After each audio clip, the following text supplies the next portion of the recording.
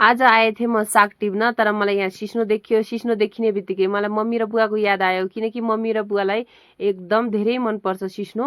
अब सिस्नो त अब हामीलाई पनि मनपर्छ, तर हामीले त्यति खान्दैनौँ नि जति मम्मी र बुवा खान्छन्, किनकि पुराना बुढापाकाहरूले ज्यादा सिस्नै खान्छन्। अरू यहाँ हामीले नि चिम्टा ल्याइथिनौँ, किनकि हामी स्पेसली यहाँ साग टिप्न आएथ्यौँ, त्यही भएर हामीले त्यो चिम्टा त ल्याइथिनौँ। तर मैले नि जुगाड लगाएँ मम्मी र बुवाको लागि। यहाँ मैले लागे चक्कुले काट्ने। अब हेर्नुहोस्, यहाँ हातले टिप्न लाग्छ एउटा एउटा गरेर। अरू हामी नि आइमाई बगाल यति हाँसेर यो एउटा कहिलेसम्म टिपिला भनेर यिनीहरूले मेरो धेरै मजाक उडाउन लाग्थ्यो। मैले मजाक उडाऊ, म त मम्मी र बुवाको लागि सिस्नो टिपिरहेको छु, तिमीले जे सुनि भन, चाहे चक्कुले टिपिरहेको छि भन, चाहे हातले एउटा उठाइरहेको छि भन, जे सुनि भन, म त यहाँ मजाले टिप्छु भनेर म यहाँ लागेको छु टिप्न।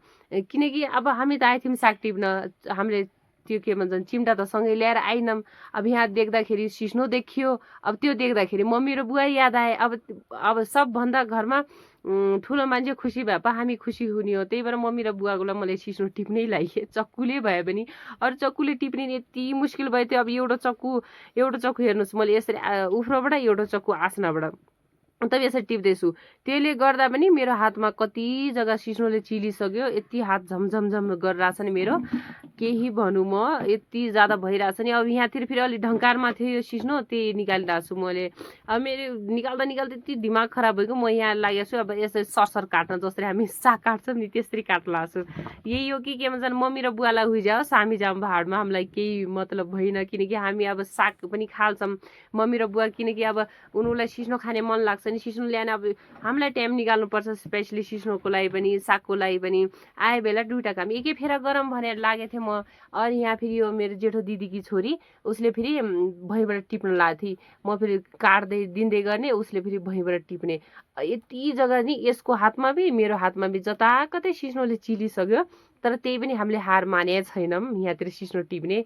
अरू गर्दा हेर्नुहोस्, यहाँ यति सिस्नो हामीले बनाइसक्यौँ। यो मम्मी र बुवालाई एक साग त मजाले हुन्छ। अरू यहाँ साग यो भुइँमा हामीले साग टिपिया छौँ। अब साग पनि हेर्नुहोस्, साग पनि यति टिपिसक्यौँ हामीले। अरू मम्मी र बुवालाई सिस्नो पनि टिपिदिइसक्यौँ।